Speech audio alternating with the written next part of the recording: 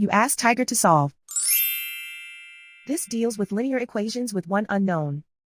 The final result is y equals 12/7. Let's solve it step by step. Simplify the expression.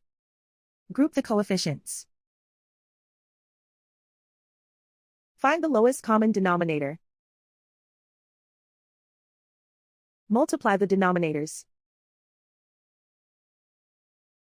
Multiply the numerators. Combine the fractions.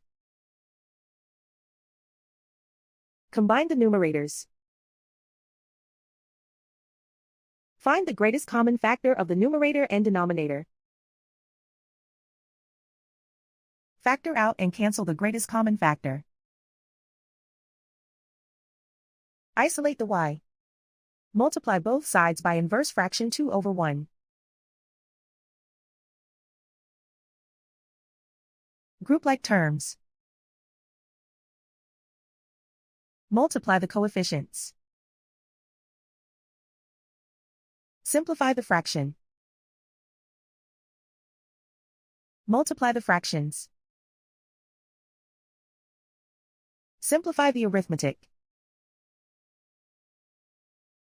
And so the final result is y equals 12/7.